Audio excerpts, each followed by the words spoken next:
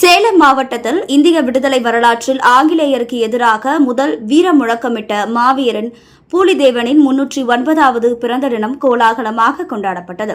சுதந்திர போராட்ட வீரர்கள் வரிசையில் நாம் அறிய வேண்டிய முதல் பெயர் பூலிதேவன். 1715ஆம் ஆண்டு செப்டம்பர் மாதம் 7ஆம் தேதி பிறந்த இவர் திருநெல்வேலி மாவட்டம் நெற்கட்டும் செவ்வல் பகுதியில் தலைமையிடமாக கொண்டு ஆட்சி செய்தார்.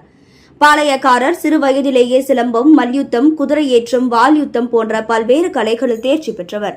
ஆங்கிலேயர் ஆட்சியில் கிழக்கிந்திய கம்பெனி பாளையங்காரர்களிடம் கப்பம் வசூலித்து வந்தபோது வரி கட்டம் மறுத்து தனது ஆங்கிலேய எதிர்ப்பை வெளிப்படுத்தியவர்.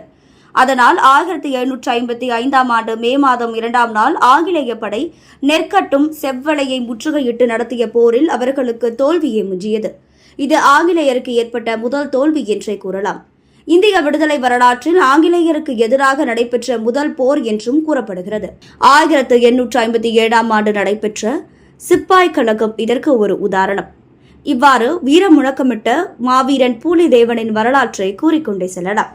இத்தகைய மாவீரனின் 309வது பிறந்த நாளை முன்னிட்டு அதிமுக பொதுச் செயலாளர் எடப்பாடி பழனிசாமி பூலிதேவனின் திருவுருவப் படத்திற்கு மலர் தூவி மரியாதை செலுத்தினார்.